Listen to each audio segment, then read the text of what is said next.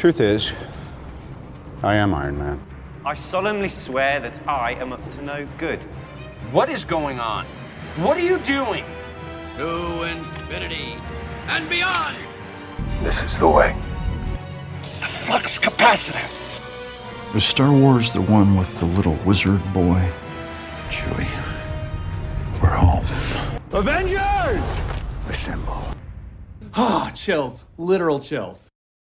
Hello, fellow fans, to United We Fan, the podcast. United with me is my co-host, the bracing Bryan. What up, Bryan? Hey, everyone.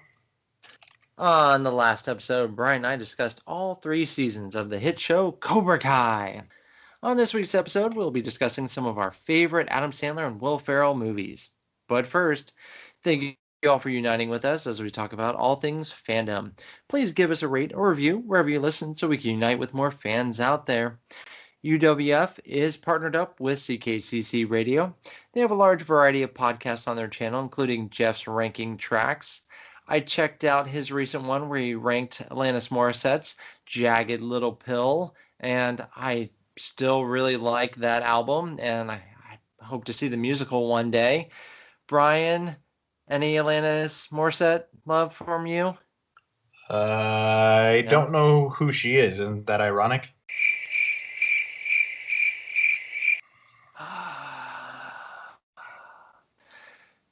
Anyways, check us all out wherever you listen to your podcasts. And thank you for everyone who stayed to tune in after that joke. Speaking of thank yous, some fan thank yous. Piano Man Rob. If you don't know Piano Man Rob, please check out his social media. He's a wonderful dueling piano player, so please support your local artists. He gave us some love for our Cobra Kai episode. So did Jeff from Ranking Tracks. We appreciate the kind words from both of you. In Mark and Brian's world news, let's see what's going on out there in fandom world. Marvel has a Disney Plus series out. Nope, not WandaVision. That other one, Marvel Legends. And we got our 2 episodes just in time for WandaVision with focus on Wanda and Vision. So, Bryan, at first I had little mixed reviews when I started watching the WandaVision one. I was like, okay, it's a clip, highlight episode, sum up of the character. It wasn't really what I expected it to be. I don't know, maybe I thought they would kind of also go into the comic book origins of the character. But then the last couple of minutes, when it did her story and it even showed like the endgame aspect, I was like, okay, they got me. The last couple of minutes, Marvel knew what they were doing. But how are you feeling about Marvel Legends? Yeah, I mean, it was 7 or 8 minutes of clips I've seen dozens and dozens of times in actual context. The important thing to remember is these Marvel Legends, they're not made for you and me. Like they're just, I'm sorry. But they're not for us. They're for the casual fan who has seen each of these movies once or twice and need a reminder as to who everybody is going in. I don't think they want to introduce a lot of the comic book origin stuff just because A, I think they could be doing something like that with a Marvel 616 type documentary series another time. Mm-hmm. But B, I don't know if they want to give all that away. If they go into Wanda's comic book origins, a lot of that is being fleshed out throughout WandaVision. And I mean, and they're changing a lot of it, obviously, but these legends are what I guess I kind of expected. More of a reintroduction to who these characters are. Like you said, that Endgame stuff. I love the Vision one when they take that conversation that Vision has with Ultron. But a thing isn't beautiful because it lasts. It's a privilege to be among them. You're unbearably naive. Well, I was born yesterday. That is a powerful set of dialogue. So there's some good stuff in it, but again, I didn't learn anything new, but I didn't expect to. I definitely liked the Vision one a little bit more. I forgot how funny that line in Ultron was when, who is it, Iron Man and Thor are talking. I get first crack at the big guy. Iron Man's the one he's waiting for. That's true. He hates you the most. It was such a good line. But I mean, check them out, definitely. Like you said, we've seen all these clips. We've seen them probably more than we can count, but it was still a good watch. But the music nerd in me, I was excited. I'm like, Marvel Legends, what a great title. Maybe it'll have a fun intro. And then I remember watching the intro with the music, and it was just kind of a generic music Marvel tune. And I was like, okay, because like Marvel 616 has something good. It was repurposed. Like I didn't hate it. It was repurposed Marvel Studios music. Well, like if you watch the Marvel 616 intro, oh, so good. WandaVision intros, oh, so good. Agents of Shield, they got some good music. You know, like Marvel Television has some good intros. So I might have set my sights a little too high for Marvel Legend intro music. But speaking of WandaVision, we are at this time 3 episodes in, and some of you fanboys are not being patient and hoping that it kicks it up a notch. But as for me, I'm enjoying every episode. I'm loving the intrigue. As a huge I Love Lucy fan, I loved the first 2 episodes especially. I hope those who aren't appreciating it just yet, maybe when they have the big picture with all the episodes out, will go back, rewatch, and be like, oh yeah, that wasn't as slow as I thought. I like it. Marvel, keep it up. I'm enjoying WandaVision. Oh man, it's so good. It's so good. I love everything about it. Like you said, Mark, there's been nothing that I haven't loved. The intrigue, they're peeling back the mystery one layer at a time. Oh man, like I cannot wait to know exactly what's going on, know the whole picture, and then go back and rewatch the show and find all these clues and stuff that we just had no idea were right under our nose the whole time. Man, I can't wait. Well, let me ask you this, because I know one of the big things is, should they have released every episode all at once for us marathoners, or they're doing the whole, Mandalorian or normal TV, 1 episode a week? Bryan, which side of the fence are you on? I am very much team weekly release. The end of episode 3 with Wanda and just the acting performance by Elizabeth Olsen, from going from sitcom dialogue to her Sokovian accent to being the protective mama bear, was Emmy worthy. And I think that if we had seen all 9 episodes at the same time, I don't think as many people would show as much appreciation for how impressive of an acting performance that was from Elizabeth Olsen, and just how perfect it was from a production standpoint in that episode. Yeah, and for all of our listeners out there, I guess we should have gone with a spoiler warning, because Bryan and I are really excited about this show. So hopefully you all have kept up to date and we didn't spoil anything with whatnot. What did I spoil? When you were like the protective mama bear. Nah, that's in the trailers. That's true. You're right. Good call. But bravo to Olsen and Bettany. Like, I think they're acting. You can tell they're having so much fun with these characters, and they're getting to do things they didn't get to do in the movies.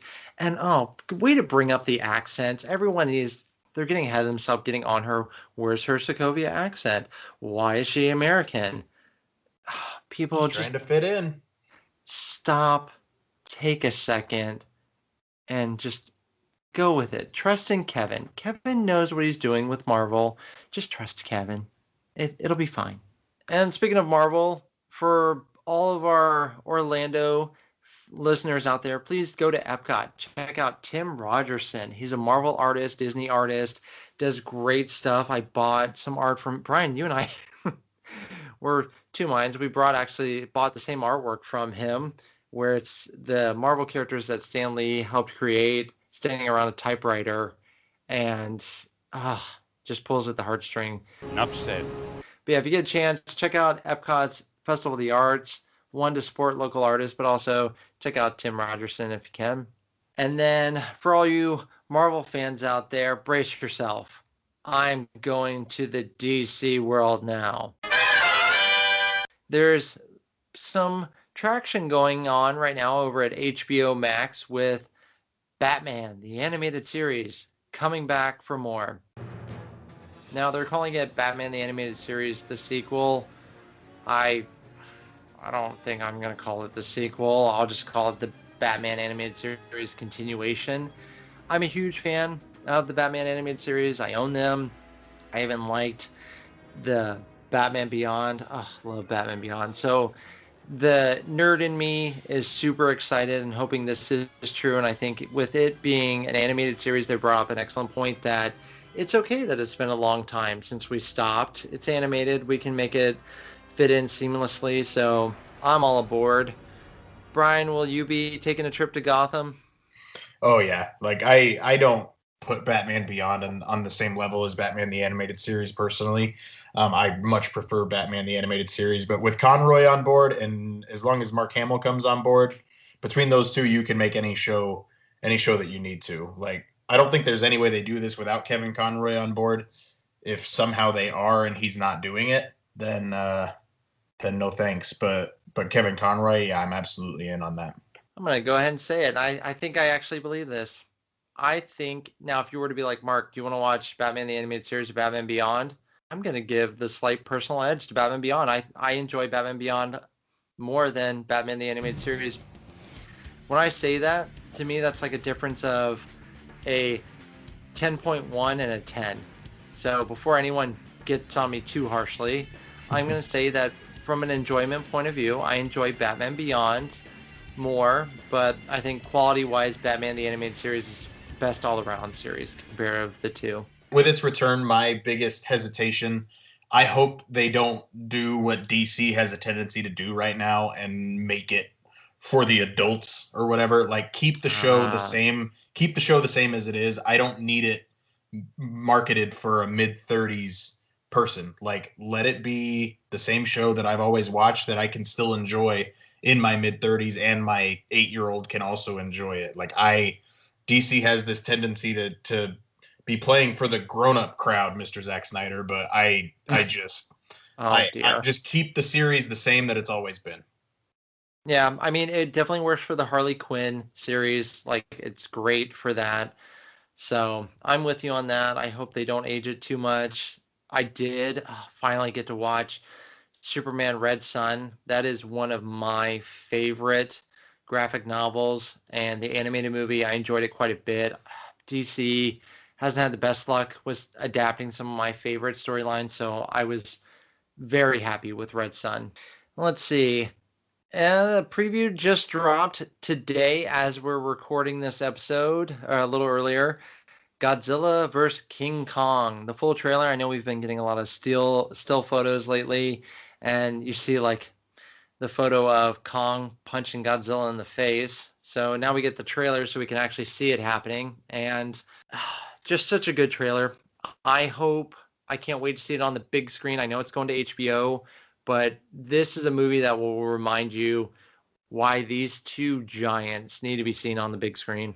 I don't expect this movie to be my favorite movie of all time. Let's put it that way.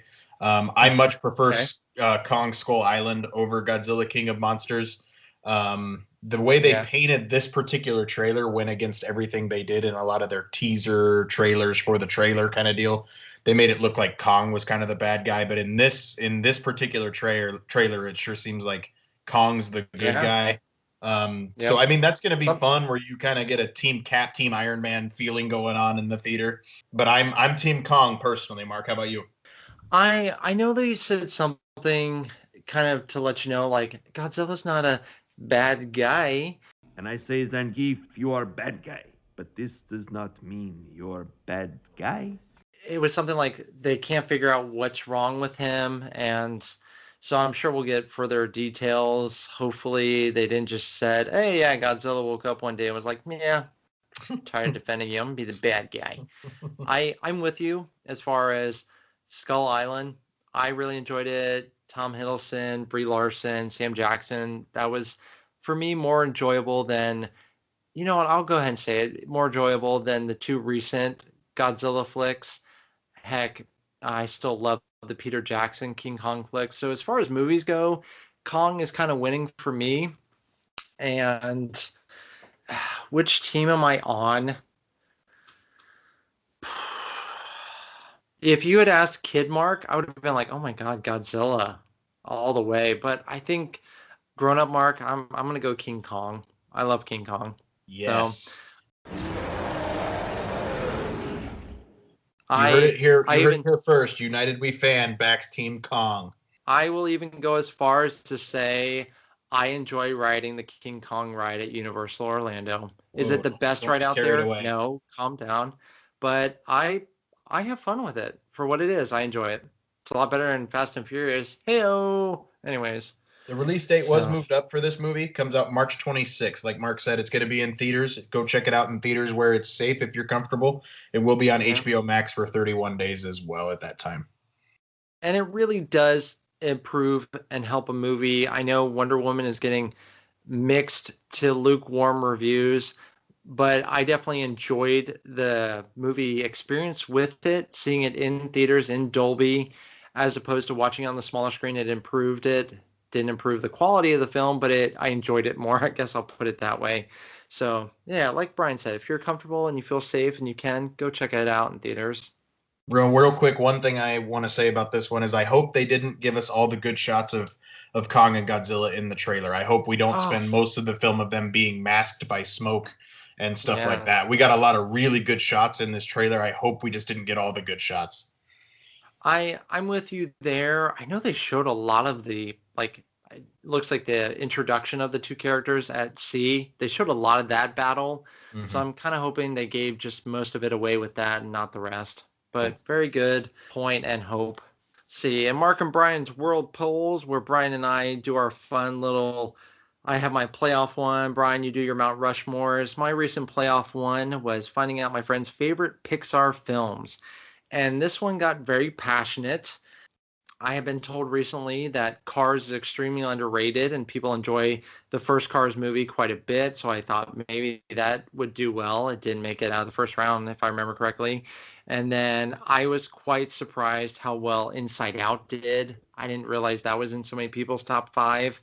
And then I was really happy with how much love WALL-E got, because I know some people are starting to forget about WALL-E. Please don't sleep on WALL-E. It's such a good movie. But winners, coming in 4th place was Inside Out, losing by 9 votes to a very surprising 3rd place to me, Ratatouille. I love Ratatouille, so I'm glad it made it as far as it did. So 3rd place, Ratatouille.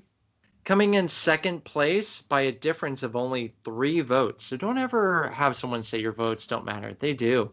Coming in 2nd place by 3 votes. The original, the one that started it all, Toy Story. And then coming in 1st place, drum roll please, and envelope.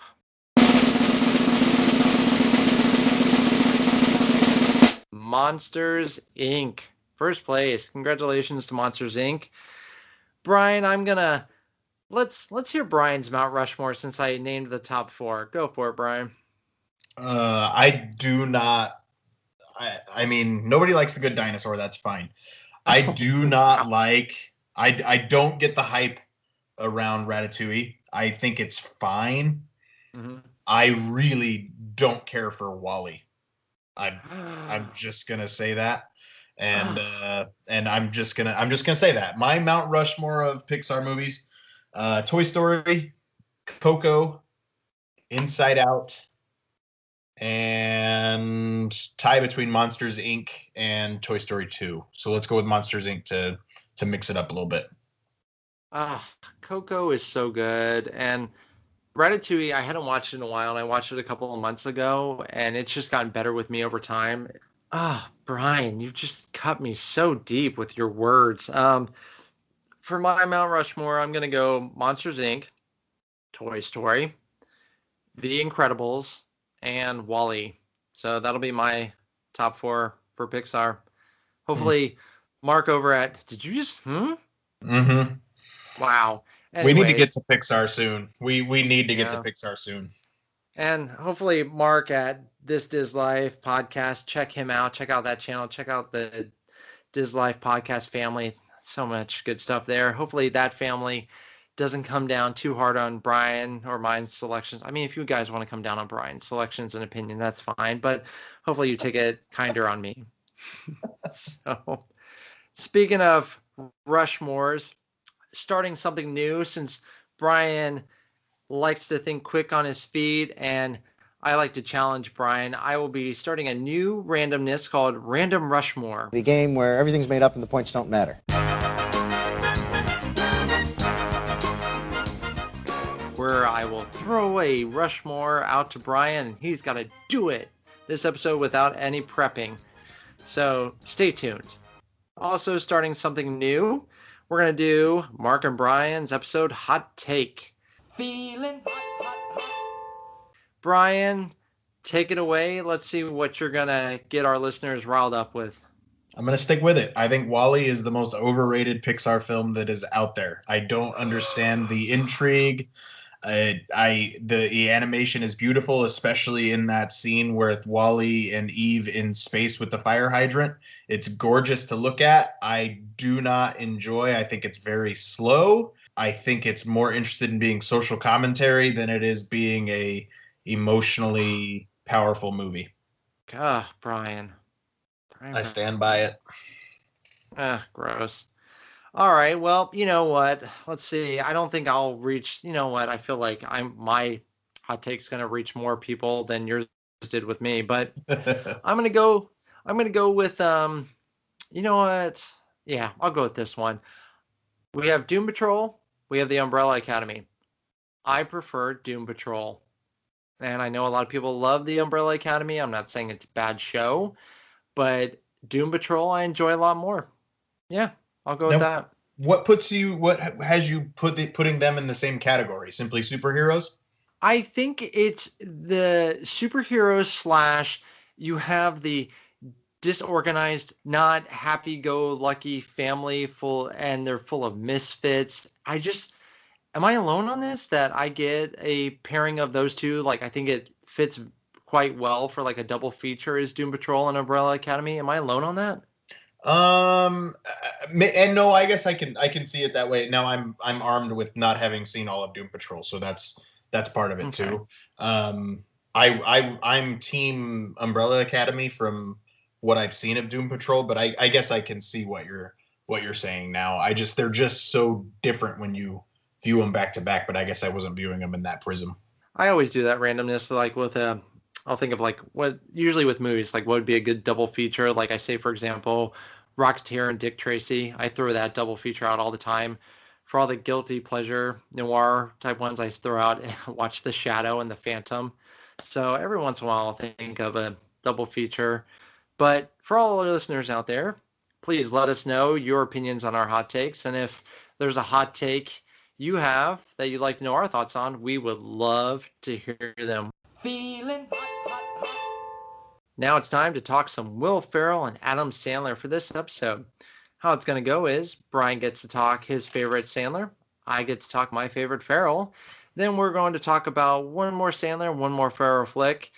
It's not so much that Bryan and I love one or the other more. It's just we just wanted to divvy it up, and that's who the other we had a draft. You know what? We'll go with that. We had a draft, and with my first overall selection, I took Ferrell, and Bryan with his first overall selection took Sandler. So, Bryan, you get to start us off first with Adam Sandler. And you know what? Let's keep the trend going. Bryan, what's your Adam Sandler Rushmore?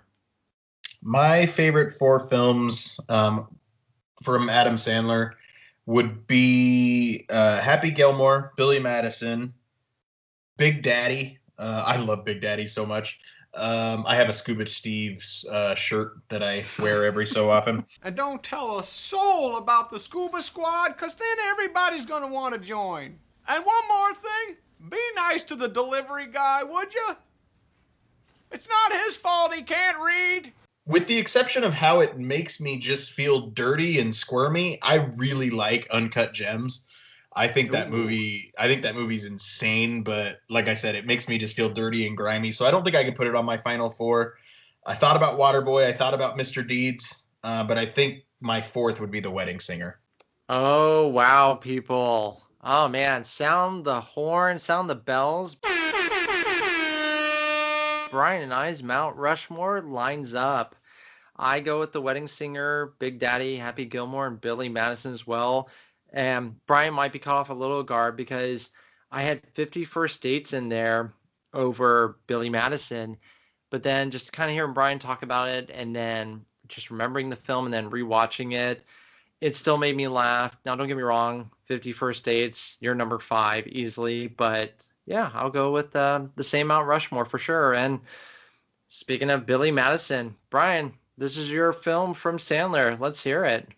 Yeah, so this is my favorite Adam Sandler movie. I just think from a quotable standpoint and just how it's held up in the relative grand scheme of Adam Sandler's work, just the entire premise of it. I will say that my favorite scene is when he's sitting on the chair in his dad's office and he goes, actually, this shirt belongs to Frank.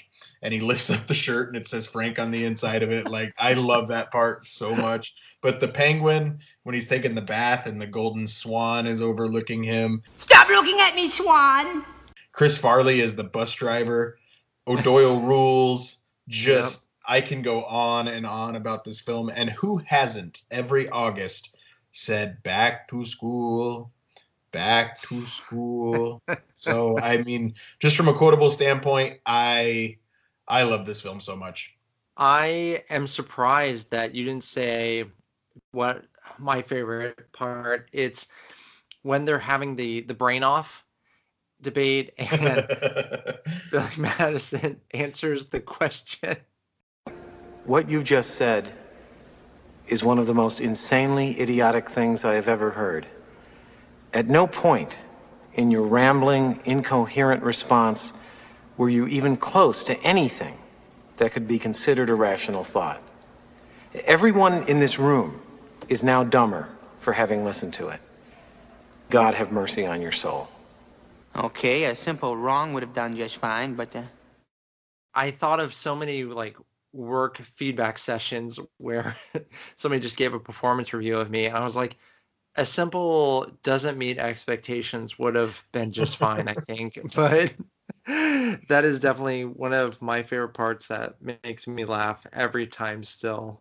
Just his friends, Norm Macdonald, the fact that his elementary school principal is the revolting blob. Just, it's all so ludicrous. And I when they go to the field trip and the teacher's like, who would steal 30 bags of lunches? And it cuts to all his friends and Chris Farley. They're all eating all the lunches and Ernie pees his pants. And hey, look everybody, Billy peed his pants. Of course I peed my pants. Everybody my age pees their pants. It's the coolest. Really? Yes, you ain't cool unless you pee your pants. Wow. Hey man, Ernie pees pants too. All right. If peeing your pants is cool, consider me Miles Davis. Oh, that was the grossest thing I've ever heard in my life. Let's go. It's hilarious. I like Bradley Whitford, who's usually a more serious actor. He is in Brooklyn Nine-Nine. Nine-Nine! As Jake's dad. I think he is funny as the annoying jerk guy who wants to run the business. So I like him in it. And then Steve Buscemi, thank you for saving Billy there at the end. He's really glad he thanked you. Boy, am I glad I called that guy. It's all ludicrous, man. I love Crazy Carl too, when Crazy Carl imitates Eric's laugh. But man, think about Bradley Whitford and the range that guy has. Like you said, he's Jake Peralta's dad on 9-9, but he's in Get Out and just everything that guy does. Like Cabin in the Woods. His career's taken quite the trajectory. I will admit, younger me did have a crush on the teacher, Veronica Vaughn. So hot. You know, are some of the jokes dated? You'll find that with a lot of the films we're going to talk about. Some of the jokes are dated, but I don't think in a bad way at all. They're still very funny. Adam Sandler, you definitely get to see hilarious younger Adam Sandler being, young Adam Sandler. Bryan, I am still shocked talking about younger, going to mature Adam Sandler. Really uncut gems in your Mount Rushmore. I know, everyone, I'm going to pump the brakes and come back to it, but uncut gems, yeah? It's so good, man. Like, have you seen it? Don't get me wrong. It is, but when It's an someone goes, experience. when But it's dirty. whenever if someone did like it was one of those 30 days of movies and they're like, what's one movie that just made you so uncomfortable?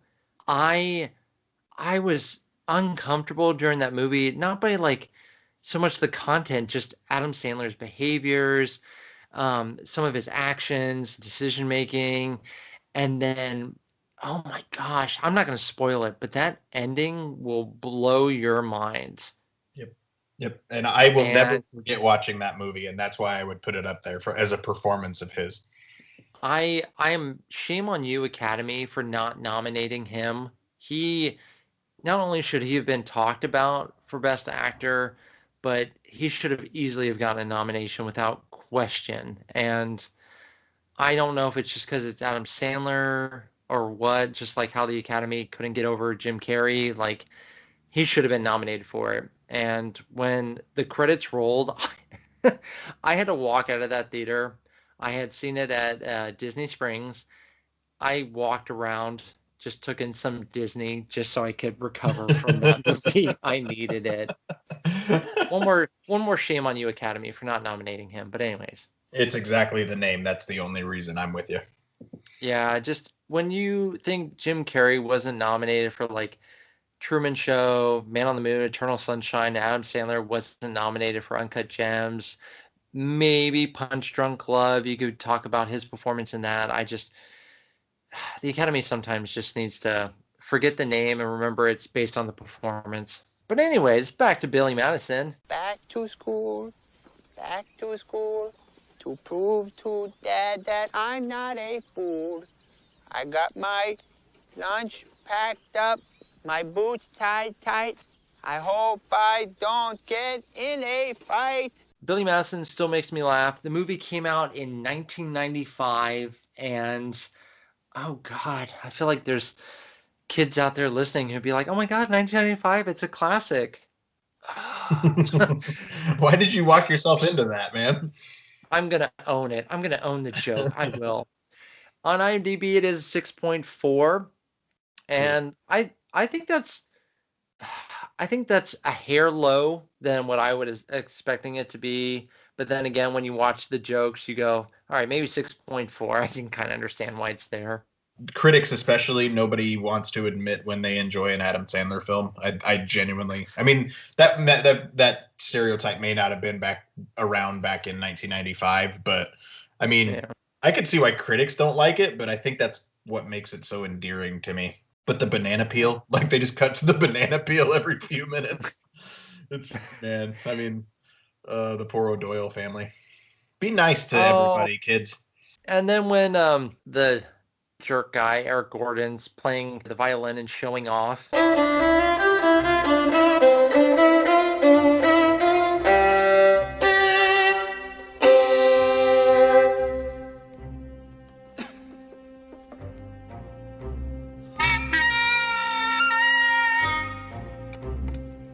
He's good. we can all relate to that. Friend or significant other that just shines so much and they win. It's fine. What, Miss Lippy? Thank you very much, Miss Lippy! That teacher that everyone just loves, but maybe isn't the best teacher, but, you know, she just cares about the kids so much and them staying creative and free-spirited. I do like the meme that came out of this movie is when they talk about whatever, when I mean, it's going to be me this summer when Space Jam 2 comes out, where it's going to be a bunch of kids sitting around and then you've got Billy sitting in the middle of everybody listening to The Puppy Who Lost His Way. Bryan, you know what's coming up next month? Valentine's Day. And I'm going to segue to it by saying, don't be the principal and give a creepy Valentine to someone. But when he's like nodding his head and smiling, and Adam Sandler just like waves at him, it still makes me laugh. Yeah. Bryan and I did bring up together Big Daddy. That one I think still holds up, and you see Adam Sandler walking that fine line of serious and comedy. And when he loses the kid and you get to see Adam Sandler, he doesn't go too heavy serious. He doesn't go Uncut Gems Adam Sandler, but I think he does a great job balancing it. Now, I will admit there are some jokes in Big Daddy that are dated, but I don't think it's in an offensive, upsetting way. Sonny, that's what I was trying to tell you before. I found someone. This old guy? Sid. He's already achieved so much, and yet he's still goal-oriented and still focused. And he has a 5-year plan. What is it? Don't die? The Wedding Singer, I want to mention this one. I love the music. I think it was a great romantic comedy from Drew Barrymore and Adam Sandler. And actually, you know what? All of their romantic comedy team-ups, I think, are pretty good. So check that out. The Wedding Singer, I wouldn't call it a chick flick. I would definitely go with a good, solid romantic comedy. Shout out to The Wedding Singer. The Wedding Singer is great, and I constantly just wander around and think to myself, Julia Gulia, and that just sticks in my head for some reason. But when someone, there's been a lot of situations where very public figures have maybe not given the best interview or speech or something, and I'll just be like, he's losing his mind. And I'm reaping all the benefits. Shout out to you, John Lovitz. Still hilarious. Best Steve Buscemi character in an Adam Sandler movie. Go. I am all in with Crazy Eyes and Mr. Deeds. Crazy Eyes. What? Oh, yeah. Hey, eat. How you doing, pal? I got your pizza for you just the way you like it. Oh, yes. French fries and Oreos. You know me all too well, Deeds. What are you in for? I'm doing a one-nighter for biting Ed the mailman. Guy was trying to cast a spell on me, like a wizard or something. Are you sure about that? I don't know. Maybe he was just waving. You know what? I'm going to go from Grown Ups. Woo! Hey, come on. Woo! And it pops into my mind with the not practical at all water zip line. You're an animal. Yeah. I'm an animal. Yeah. When they make him do it, I might go with Grown Ups. I don't love Grown Ups. I know you considered that for your top 4. I don't love it. I considered it, but then I was like, you know what?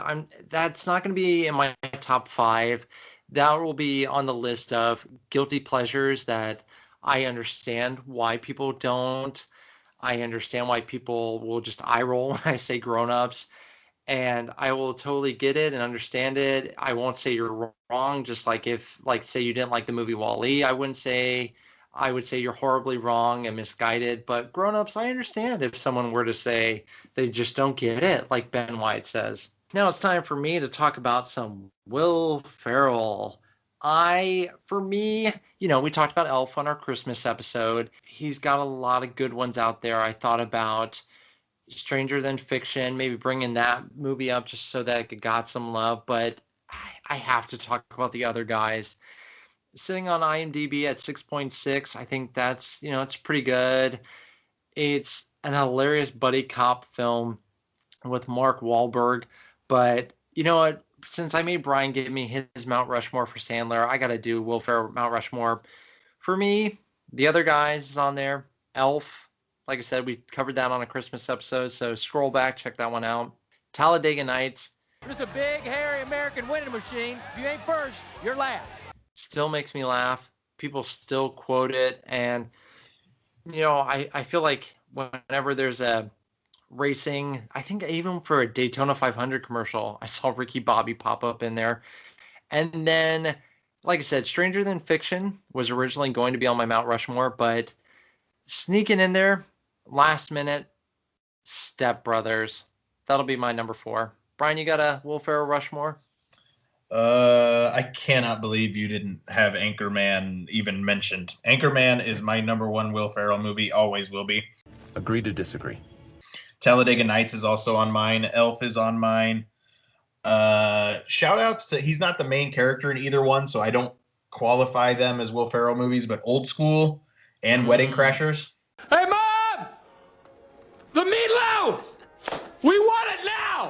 The meatloaf! Those are both great Will Ferrell performances. But my fourth one, I love him as Mugatu in Zoolander. Hansel. So hot right now. Hansel. I will try to give Zoolander another chance. It never really hit with me. The second one hit. Oh, the second one was no good. I get that. Same with Anchorman. I watched. They released 2 versions of Anchorman 2, and oh man, I just remember going, oh god, I'm only halfway through this movie. It just didn't hit with me at all. Now, don't get me wrong, Anchorman, I guess, yeah, wow, it wouldn't even be in my top 5. Now, I'm not saying it's a bad movie, it doesn't hold up. I think Paul Rudd, Steve Carell, the whole crew, like, the movie is hilarious. Boy, that escalated quickly. I mean, that really got out of hand fast. It jumped up a notch. It did, didn't it? Yeah, I stabbed a man in the heart. I saw that. Brick killed a guy. Did you throw a trident? Yeah, there were horses and a man on fire, and I killed a guy with a trident. Brick, I've been meaning to talk to you about that. You should find yourself a safe house or a relative close by. Lay low for a while, because you're probably wanted for murder.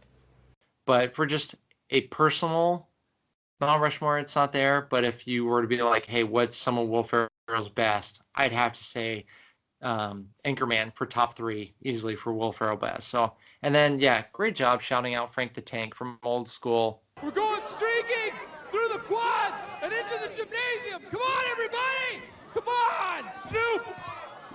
Snoop-a-loop! Snoop! No, it's cool. It's cool. I'm cool. Bring your green hat. Let's go. Anchorman 2, I get it. I completely understand. Zoolander 2, I get it. But Zoolander 1, and I mean I know that's a Ben Stiller, Owen Wilson vehicle more than Will Ferrell, but still. And then Anchorman 1, like I said, I will, if I'm not quoting Billy Madison, I'm typically quoting Anchorman. Milk was a bad choice. Yeah, maybe for me, that's just because I don't see Zoolander as a Will Ferrell movie. I honestly would probably see Old School as more of a Will Ferrell movie, but maybe that's why. But, you know, who knows? Brian, you and I maybe just need to do a Will Ferrell double feature where we watch Zoolander and Anchorman, and you can just help me fully understand it. Just like I have friends where if I'm going to see a Disney movie, I like to watch it with them just because I know they're Disney enthusiasts, so I'll get a better appreciation for it. Before we do move on to talk about the other guys, I do want to mention the fact that I do own a box of Sex Panther cologne that growls when you open it, and it says 60% of the time it works every time on the side of the box. Is it like, oh man, I don't want that, like It smells fine. I don't want the Panther roar to like ever die. Is it battery operated? Hopefully it won't ever die. It's like one of those greeting cards, you know, it's eventually gonna die. It's on its way out already. It's a couple years old. Well, hopefully Bryan can maybe take a quick video of that and we'll share that on our Instagram or something. I hope the sound comes through. I hope so. Well, for my flick, I'm doing The Other Guys, a very, I would say, an underrated buddy cop flick. Now, they did do a thing at the time. It was big to do unrated and, you know, the theatrical version. At the time, I thought the unrated one, the jokes were great and all that. Looking back now, I'd say just watch the theatrical one. If you enjoy it and you want some more jokes and see them push the envelope just to push the envelope, then watch the unrated one. But, you know, this film, I'm going to name drop. Here we go. Will Ferrell, Mark Wahlberg, even Derek Jeter, Eva Mendes, Michael Keaton, you know, Sam Jackson, The Rock. All right, I'm not even done. You got, let's see here, Damon Wayans 9 Jr. different characters from The Office. Yep. You got Rob Riggle, hilarious in it. I can go on and on, but this movie is just full of brilliant, like, people at their comedic, like, top of their game. If I were a lion and you were a tuna, I would swim out in the middle of the ocean and freaking eat you. Okay, first off, a lion swimming in the ocean? Lions don't like water. If you'd placed it near a river or some sort of fresh water source, that makes sense. But you find yourself in the ocean, 20-foot waves, I'm assuming it's off the coast of South Africa, coming up against a full-grown 800-pound tuna. with his 20 or 30 friends, you lose that battle. You lose that battle 9 times out of 10. And guess what? You've wandered into our school of tuna, and we now have a taste of lion. We've talked to ourselves. We've communicated and said, you know what? Lion tastes good. Let's go get some more lion. We've developed a system to establish a beachhead and aggressively hunt you and your family. And we will corner your pride, your children, your offspring. How are you going to do that? We will construct a series of breathing apparatus with kelp. We will be able to trap certain amounts of oxygen. It's not going to be days at a time, but an hour 45, no problem. That will give us enough time to figure out where you live, go back to the sea, get more oxygen, and then stalk you. You just lost your own game. You're outgunned and outmanned. Did that go the way you thought it was going to go? Nope. Adam McKay, who did this, of course, did Anchorman 2. He did Step Brothers. So he's not, but he also does serious films like The Big Short. He worked on Ant-Man as well. You just have brilliant writers, brilliant director, comedic genius cast. And, you got a cliche, 2 mismatched New York City detectives, sees an opportunity to step up since something sadly happens to Sam Jackson and The Rock. It's their turn to shine. And what makes this film great for me is all of the one-liners. It is extremely quotable, just like Anchorman, just like Billy Madison. This movie has so many great one-liners.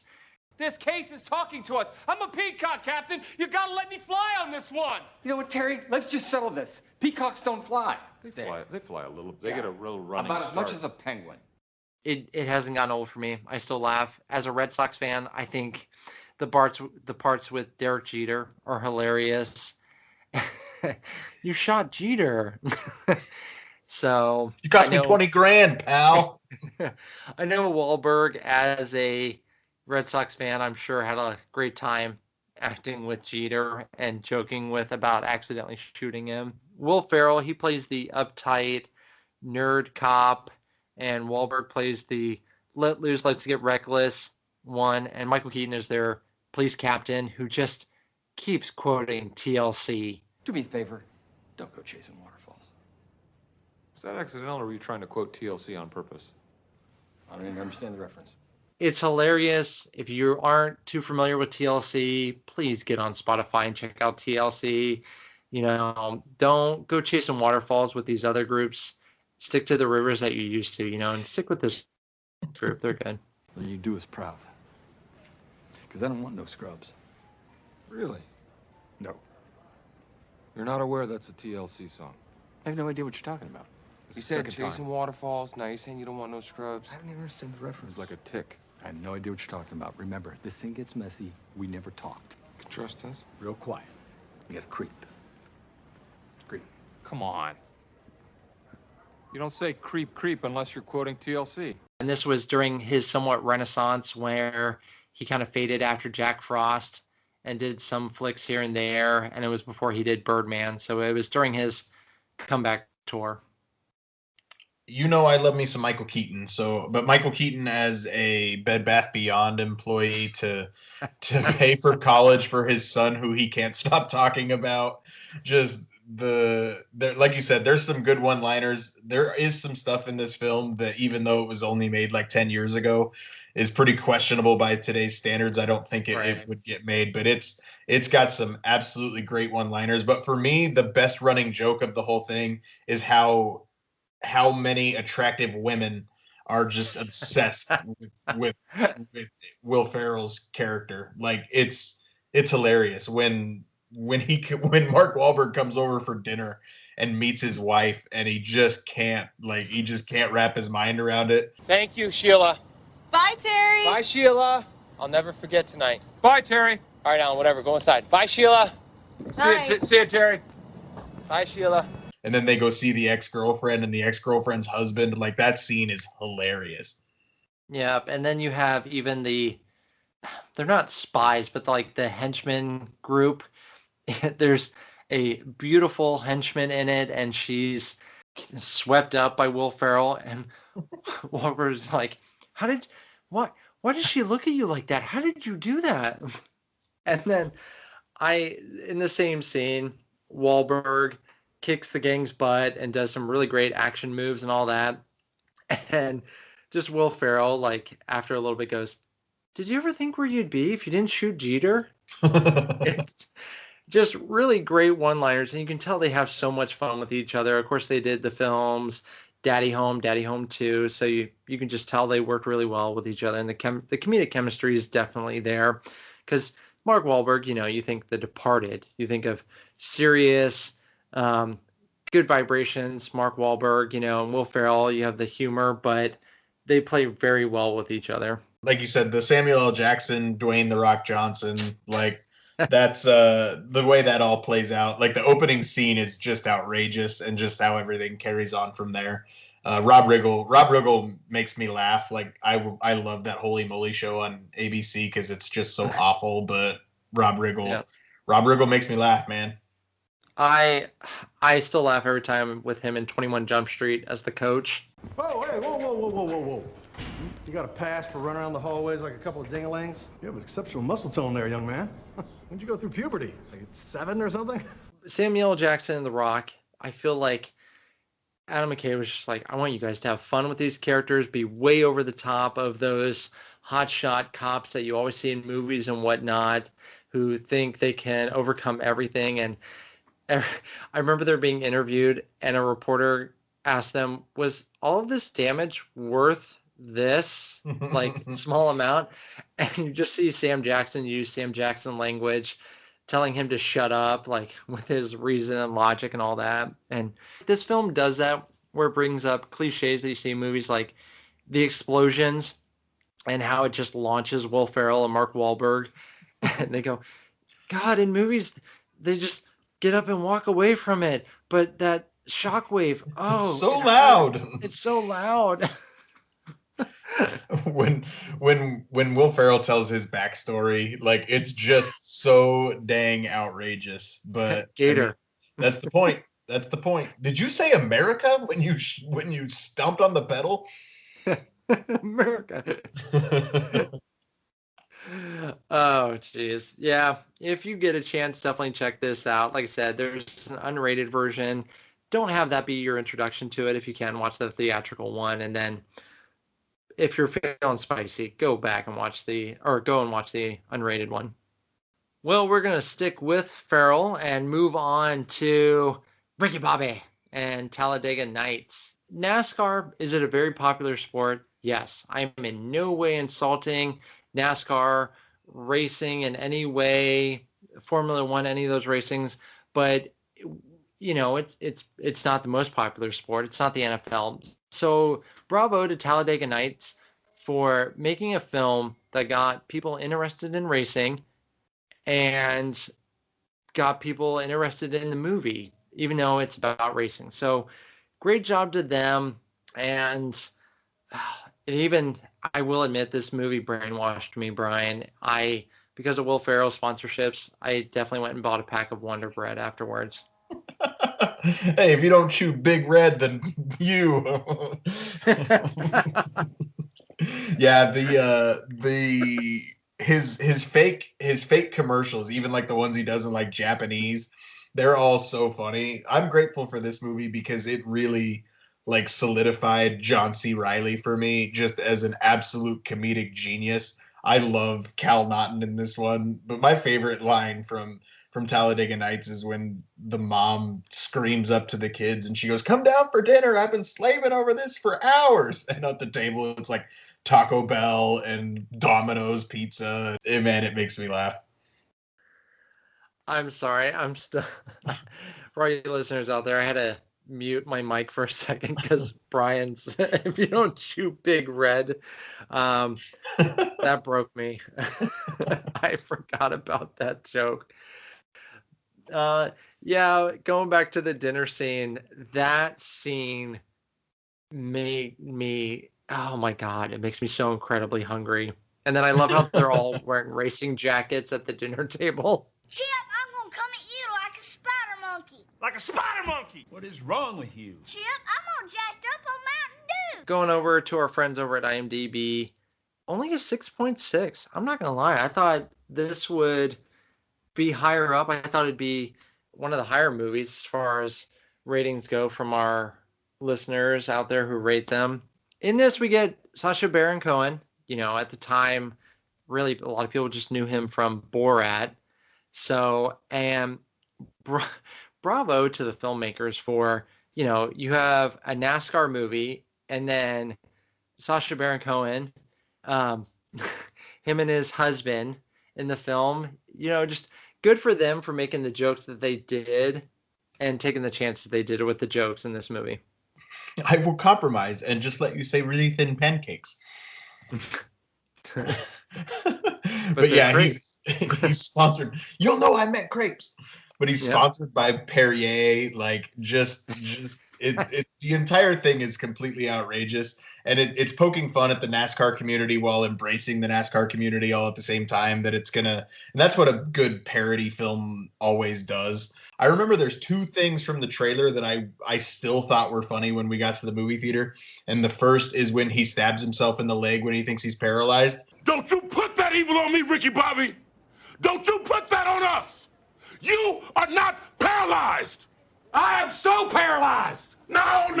Rough on him now. No, he needs to know. Okay. He's always crying. Tough love it is, tough love. Wake up, idiot. You want to know what I am? You want to see what my life is? Don't do it. You want to see what's going on here? Don't you stick that knife in your leg.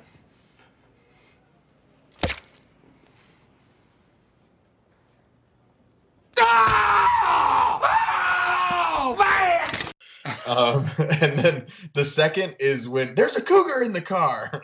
That one makes me laugh. But he gets in the car with the cougar and he's like, it ripped up my Crystal Gale shirt. Oh yeah, and then even like the actor Gary Cole who plays Ricky Bobby's dad.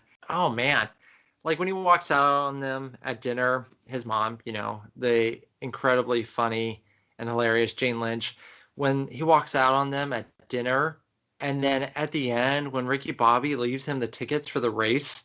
Oh man, you get so mad at him. It's totally in character. But, oh, man, when he just does the smile and you're like, oh, he's turning a new leaf. Nope, scalping the tickets. Okay, well, there goes that. Yeah, I love Amy Adams in this movie. I think she actually really fits in. I think she does a good job. But honestly, my favorite part of the movie is when Jane Lynch turns around the two boys and turns them into like respectful young men. I love when she's like, I've had enough, and they're squirting the hose in the house and all that. Yep. Jane Lynch is a treasure of this film. It took me several years to realize it was even her. Like I was well into Glee before I even put two and two together, but you know I'm not good at that stuff, Mark. You heard it right here, fans. Bryan watched Glee. I'm not judging him because I also watched Glee. I'll admit it. I did. I didn't watch the college years, so I'll admit I didn't know they went to college. I tapped out on Glee before it was over, but I enjoyed the first 3 seasons. Yeah, and then we can't move on without talking about Jack McBrayer for all of you 30 Rock fans, remember him. So I love it when Amy Adams is giving the motivational speech about the car and the Panther and how strong Ricky Bobby is. And then poor Glenn. And this car, and this cougar which symbolizes the fear that you have overcome, it's all there for you. Ricky, this car is like your Excalibur, the mighty sword that King Arthur used to bring together the Knights of the Round Table until Lancelot betrayed him by laying with his queen in the biblical sense. Okay, Glenn, everything cool that Susan said, you wrecked it. Tries to add on to it, but just kind of ruins the atmosphere in the moment. And they like to motivate Ricky Bobby. They say how like he passed away and he's poking around the corner, smiling. And he's like, I can see Glenn. He's right over there. Rest in peace to Michael Clark Duncan. Most people know him. Most people know him as the guy from Green Mile. He's such a great actor. And I will admit this, Mark, like before the Harry Potter movies came out, he is what I pictured as Hagrid being, was Michael Clark Duncan. Just a big, strong, black guy that just, yeah, like I love his character so much. His deep voice. Don't you put that evil on me, Ricky Bobby. Don't you do it. Yeah, Michael Clark Duncan. Such a wonderful actor. You know, you got him in Armageddon, The Green Mile. Fun fact, Green Mile was the first movie that ever made me cry. And then he also played Kingpin. I think I'm not going to say which one was better, him or Vincent D'Onofrio, but he was a really good Kingpin in the Ben Affleck Daredevil. Watch the Ben Affleck director's cut Daredevil. It's better. Anyways, but yeah, Michael Clark Duncan, hilarious in it. You could see he had so much comedy. He did a film with Matthew Perry and Bruce Willis called The Whole Nine Yards, where he also got to show his comedy in that. We can't gloss over this. Either you're dead inside or you saw The Green Mile before you saw The Lion King. You didn't cry when Mufasa died? I don't remember crying during it. I want to say maybe I was too young, but aren't I older than you, Brian? I don't know. Mark. The Green Mile is the first, man, when Goose died. Well, we already talked about how I wanted to bring it up. Yeah, no, don't get me wrong. Like I get why like grown men get the chills, but I think they could have milked Goose's death a little bit more to make it just like rip it out there and eject it from the cockpit. Heartbreaking, but yeah, The Green Mile. Oh man, Tom Hanks. Oh, the guards crew starting to cry, and Michael Clark Duncan and Tom Hanks shake hands. Tears. Yeah, Armageddon. There's another tearjerker. Maybe we should do like a tearjerker episode. Like, who hurt you episode. What makes grown men cry? Now, Brian and I might not be the best definition of what makes grown men cry or examples of them, but yeah, that could be a fun episode. Stay tuned. It still holds up, still hilarious. So check out Talladega Nights for sure. Brian, are you surprised we haven't gotten a Talladega Night 2? I mean, depending on when you look at the success of Anchorman 2 and Zoolander 2, I don't think I want it. Oh, good call. That's a good point. Bringing up how well received those were. Yeah, I feel like we'd get an Elf 2 before a Talladega Night 2. I think we'd also get a Step Brothers 2 before we got Talladega Nights 2. I'm there for that. I'm good for that. I'm still waiting for the other guys. We just need a movie called The Catalina Wine Mixer. Just give me Adam Scott, Rob Riggle, and then John C. Reilly and Will Ferrell. Just the four of them. Just follow them around with a camera. Even a limited series, maybe, or something. For HBO Max. Give me a call, Adam McKay. Brian is standing by. I'll happily assist with it as well. Call us up at United We Fan if you need any. I know you guys are just hurting for comedic material, so let us know if we can help. I want to cross over Wedding Crashers, and I want to cross over Bradley Cooper and his group of Maryland football players with the Catalina Wine Mixer and just see what happens. Rage, anger, so much from and football. Viewers. That's what Maryland does. Well, we're gonna circle. We're gonna circle on back to Adam Sandler, and we can't go on without talking about Bryan Random Rushmore, the game where everything's made up and the points don't matter.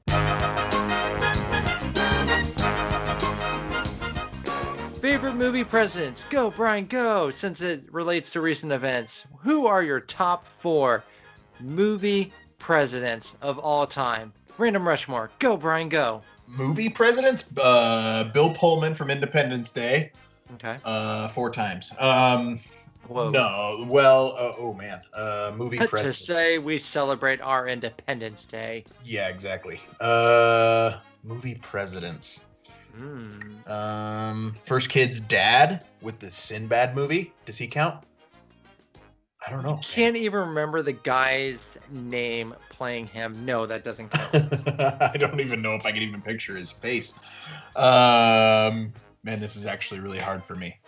Would you like me to bail you out and buy you some time and name mine? Yes. Okay. Well, I am going to go with Bill Pullman from Independence Day, absolutely. And I Get off really my like. plane. That obviously is on there. Yeah, Harrison Ford's on mine. And then Andrew Shepard, played by Michael Douglas from The American President. He's in there. And then, honestly, for me, this was really hard because for my last one, it was either Morgan Freeman from Deep Impact or Dave Kovic, Kevin Kline from Dave. And then even Jack Nicholson from Mars Attack. I'm not forgetting you, Jack. Don't worry. But you know what? Oh, man. I don't know if I want to go Morgan Freeman from Deep Impact. You know what? I really love Dave. So I'll go Kevin Kline from Dave with my just missing it, Morgan Freeman from Deep Impact. So I'm going to stick with Bill Pullman from Independence Day. President Whitmore. I'm going to go obviously with President Marshall from Air Force One and as Harrison Ford. I don't know if I have even seen Dave. If I have, it's been a really long time. I think I'll go with Deep Impact, Morgan Freeman. I don't know the president's name in that particular movie. Jack Nicholson in Mars Attacks, man. I forgot about that one. I think the last one I'm going to go with is Love Actually and Billy Bob Thornton. Because it's one of the few movie presidents that I can remember. What? Like I like Billy Bob Thornton. Yeah, but one of your favorite. You're not even gonna go Aaron Eckhart from like Olympus Has Fallen or like Jamie Foxx. I could go with Jamie Foxx in White House Down. I don't hate that. I like his sense of style and his shoe collection. You could even go Morgan Freeman from Angel Has Fallen. If West Wing is off the table, then no, I'm gonna stick with Billy Bob Thornton. Wow. The sleazeball president. Bryan, you heard it here. All right. Well, thank you all for playing my first ever Random Rushmore for Bryan. So I was glad to start him off with a stumper. Ka-chow. Yeah, that one was not easy. All right, going back to the topic of the episode, we're going to talk some Happy Gilmore, and we're just going to tap this one in. Just tap it in. Happy Gilmore, speaking of Talladega Nights, with making NASCAR popular, racing popular, getting people to come and watch it. Golf, very popular. Not putting golf down in any way. I am a huge fan of mini golf. He's laughing. He's having a good time. Good for you. Yeah, laugh it up. Enjoy your night. Come on, Happy, concentrate.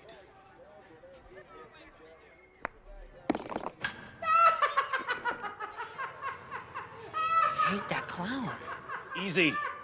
If you can't beat the clown, how you gonna beat Shooter McGavin?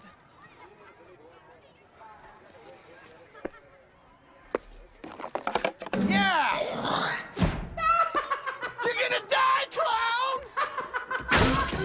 You think that's funny? I don't hear you laughing now! Whoa, whoa, whoa! Good for the filmmakers here in Adam Sandler for getting people who enjoy golf, who enjoy Adam Sandler, to enjoy them both at the same time.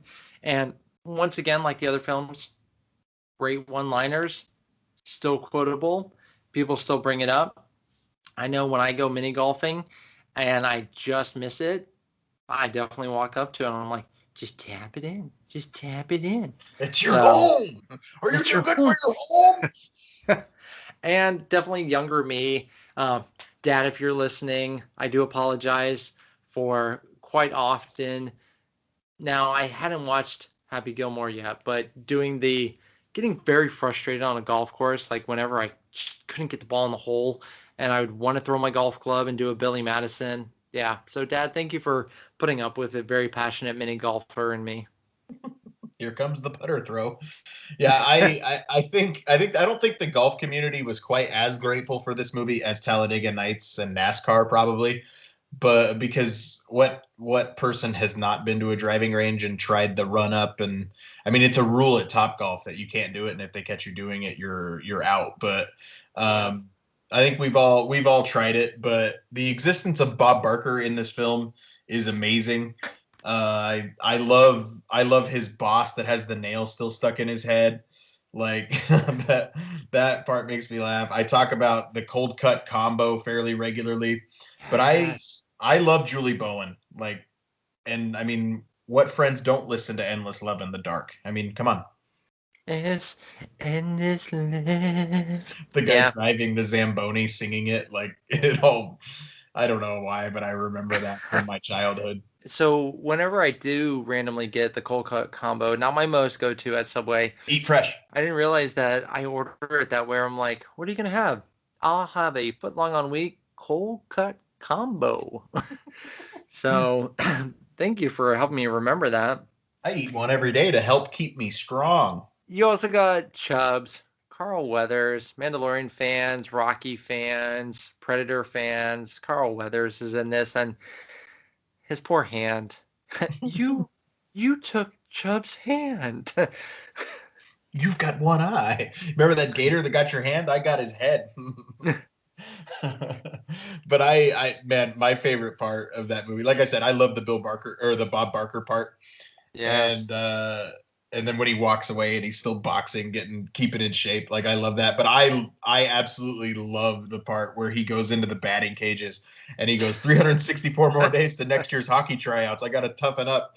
And then the kid like watches him do it. So then when Chubbs is talking to him, and we're getting the entire, which I also quote every single year the Masters comes around, gold jacket, green jacket, who gives a crap? But you get the kid inside the batting cage and he takes one to the chest and he's down. And it's so funny. I just love it because they even have him like when the ball, like first you have the ball making impact noise and then you have him going down like, oh, like the Wilhelm scream from Star Wars. Shooter McGavin. You know, Christopher McDonald is hilarious. He just is horrible with sayings and insults. And yeah, Grizzly Adams had a beard. Grizzly Adams did have a beard. That random guy. Oh, the lady. Oh, and you got Ben Stiller in this. We can't forget so Ben Stiller. You beat me to it. Yeah. And then, you know, we found out Aaron Rodgers is a huge Billy Madison, Ben Stiller fan with their mustache love. So he recreates that all the time. Yeah, and we told you about this a long time ago when we reviewed Hubie Halloween. I am officially spoiling it, where you get his character back as the orderly at the insane asylum at the beginning of Hubie Halloween. I love Ben Stiller in this movie. Okay, listen up, everybody. Turn up your volumes. Announcement. I got good news. We're extending arts and crafts time by 4 hours today. My fingers hurt. What's that? My fingers hurt. Oh, well, now your back's gonna hurt because you just pulled landscaping duty. My favorite Bernie Sanders meme that we got this past week was Bernie sitting at the old folks' home with Ben Stiller as the orderly telling him he got landscaping duty. Check out the name tag. You're in my world now, Grandma. Mister. You know that Mr. lady? I think I just killed her. So, can we just talk about how nice Grandma's house is? Oh man, I love Grandma's house. And then we get Chubbs, Abraham Lincoln, and the alligator in the sky waving at the very, very end. Great job, Happy. The film is great, although I don't know if it's just the jobs I've had, but when the people are climbing the scaffolding at the end, and I know we needed to set up Happy being great with trick shots and mini golfing, but when they're climbing the scaffolding and bring the tower down, I'm like, okay, come on. There's no golf security. We wouldn't have stopped this. I don't know why, but I maybe it's just like I said with the jobs I've had. I'm like, oh, come on. Somebody would have stepped in and stopped those hooligans. And then, you know, of course, in the beginning, he's the hockey player. And what is it?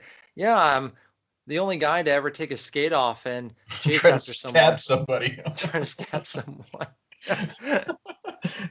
It's a record. You brought him up, Shooter McGavin. Like, what's the actor's name? Chris McDonald? Yep. Like, he's Shooter McGavin, and you can find him on Cameo or all these other places. Like, that poor guy has been boxed in, and he is only Shooter McGavin. Just stay out of my way, or you'll pay. Listen to what I say.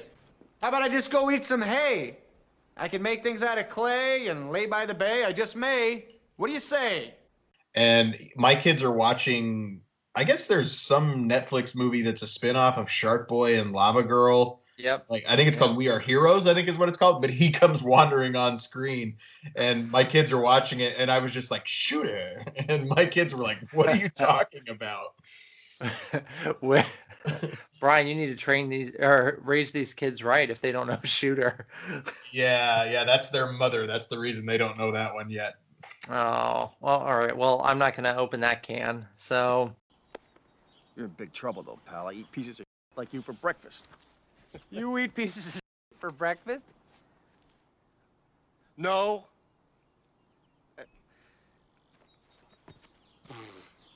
whenever I'm mini golfing and I get something, I do the poo-poo.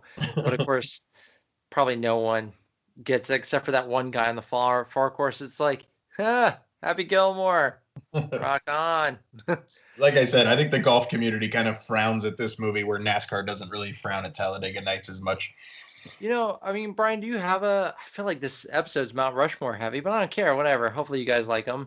Do you have a Mount Rushmore golf movie? Legend of Bagger Vance is absolutely on there. I like that movie a lot. Happy Gilmore definitely is on there. I don't love Tin Cup. I don't like it that much. That's fine. There's one big golf movie that you're forgetting, though. What is that? Caddyshack. He's about 455 yards away. He's going to hit about a 2-iron, I think. Well, you got all of that. Oh, well, yeah. Okay. You know, I think I'll go Happy Gilmore, Caddyshack, The Greatest Game Ever Played. It's a Shia LaBeouf, Bill Paxton directed a film. And then I don't know if I'm going to give it to The Legend of Bagger Vance. I know Will Smith and Matt Damon, Charlize Theron don't talk too highly of it. It is a Robert Redford directed film. Tin Cup, I liked it. You know what? I'll go with The Legend of Bagger Vance for my fourth one. I'll go with that. I don't know why it has such a bad rap. I very much enjoy it every time I watch it. You know, I need to revisit that. That's a good one. So yeah, there you go. There's Mark and Bryan's Mount Rushmore of golf movies. Yeah, I mean, you almost have to consider Caddyshack too, just because there's not very many of them. But I would not throw that on there. No one's gonna bring up Caddyshack 2. Good lord. Bryan, shame on you for Bryan. Timeout. Put on the comb of shame. That concludes this episode. We thank you, fellow fans, for uniting with us. For those listeners who want to get in touch with the show, please do so. Let us know some of your hot takes and your own personal Mount Rushmores. Bryan, tell our listeners how they can message the show and stay up to date on everything UWF. You can find us on Instagram at UnitedWeFan_podcast, or you can shoot us an email at UnitedWeFanPodcast@gmail.com, or you can find us on Facebook at United We Fan the Podcast. Yeah, check us out. Our Facebook Facebook page is definitely growing. So thank you for everyone who likes it, follows it. We like to keep you up to date with all new episodes, fun polls. So fan out with us on them. Thank you again, and listen to us where you check out your podcasts. Till we unite again, fans, remember what Mark Wahlberg and the other guy says about being yourself. If someone's a peacock, then you gotta let them fly. I'm Ricky Bobby. If you don't chew Big Red, then you.